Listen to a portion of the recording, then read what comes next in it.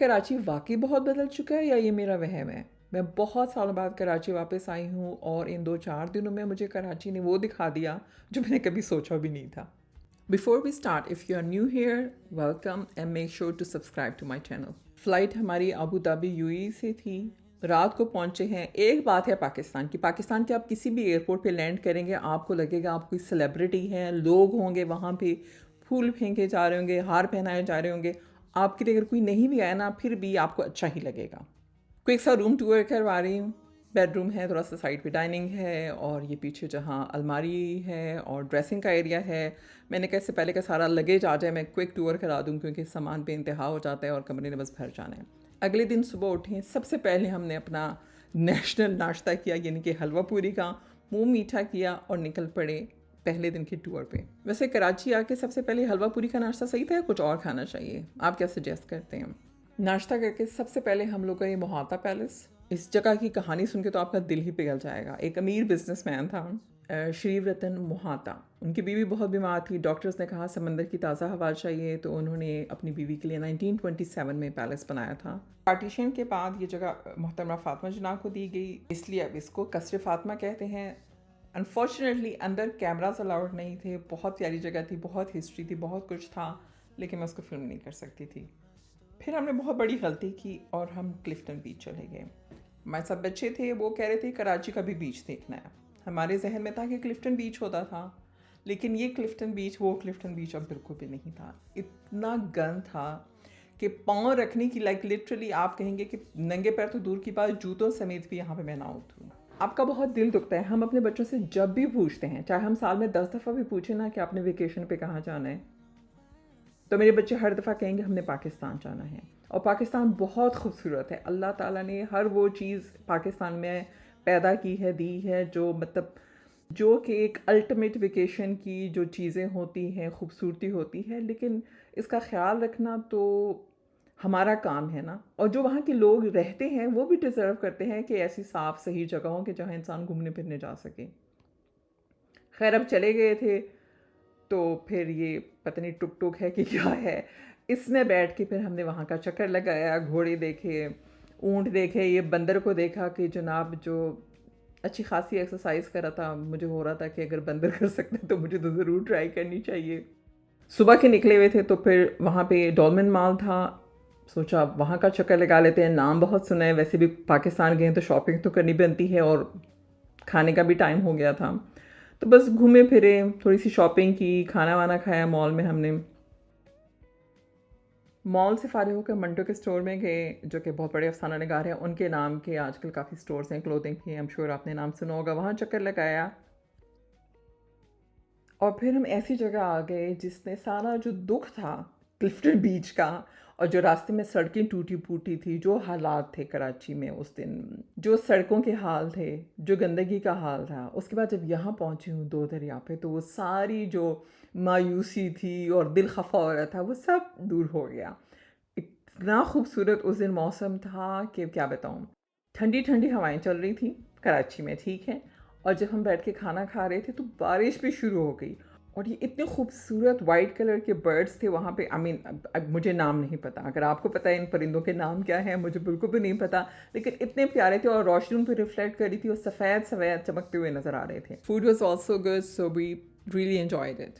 और उसके बाद हम चल पड़े वापस क्योंकि रात को सोने का वक्त हो गया था। लेकिन उस बारिश में और उन सड़कों में वो जब हम गए ना तो वो ऐसे लग रहा था कि बस कल में पढ़ते पढ़ते हम घर वापस पहुँचे हैं।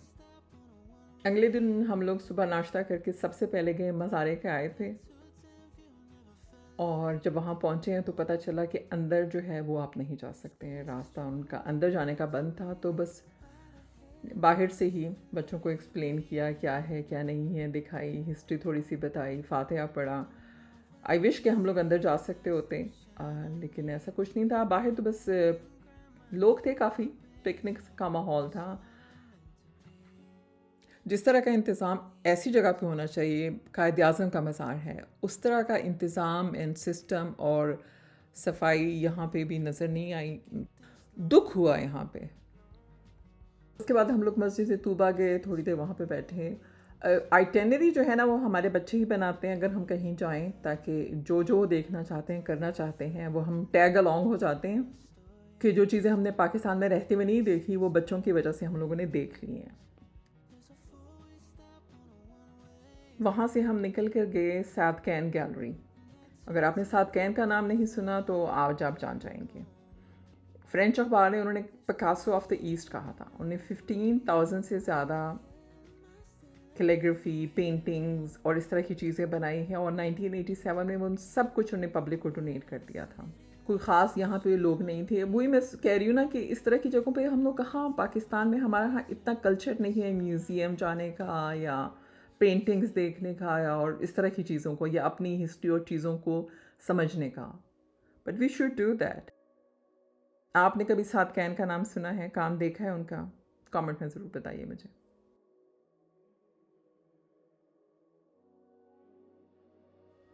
अच्छा, हमारी ट्रैवलिंग में अच्छा खासा हिस्सा जो है खाने पीने का होता है। तो मेरी बेटी ने निकाला था गूगल में से कि बेस्ट बिरयानीज़ इन कराची, ठीक है।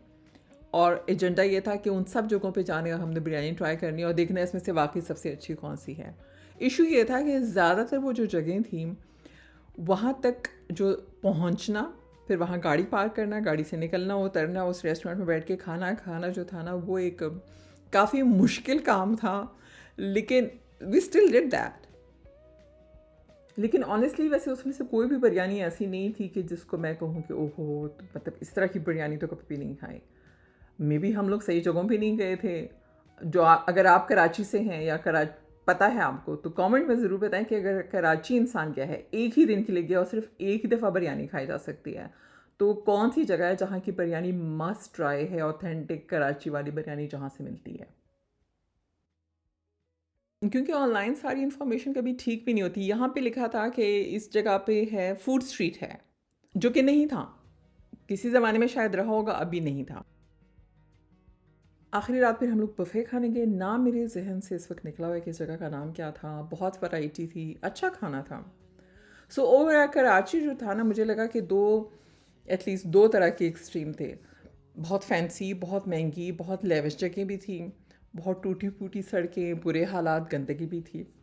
एक्सट्रीमली मॉडर्न पीपल, एक्सट्रीमली, ठीक है। मैं अमेरिका से गई हूँ, लेकिन वहाँ के लोग आपको बहुत मॉडर्न लोग भी नज़र आएंगे और बहुत सीधे साधे सिंपल लोग भी नज़र आएंगे। सो आई गेस डिपेंड कि आप कराची के कौन सी जगह पे जाते हैं। लेकिन आई थिंक सफाई की ओवरऑल एंड सड़कों की हालत बेहतर करने की वहाँ के लोगों के लिए कि उनकी ज़िंदगी आसान हो जाए बहुत ज़रूरत है। और आप ये बताएं कि आपके ख्याल में अगला व्लॉग जो है वो मेरा किस शहर में, किस मुल्क में, कहाँ पे होने वाला है। अगर आपको आज की वीडियो अच्छी लगी है तो मेरे चैनल को सब्सक्राइब करें, इस वीडियो को लाइक करें, शेयर करें, कमेंट में लिखें कि आपको इसमें क्या अच्छा लगा, क्या बुरा लगा, कोई सजेशन देना चाहेंगे। और अगर आप देखना चाहते हैं कि ज़िंदगी में मेरे सुबह दोपहर शाम क्या हो रहा है और मैं डेली कहाँ पे क्या पोस्ट करती हूँ, तो make sure to follow me on Instagram, Facebook and TikTok.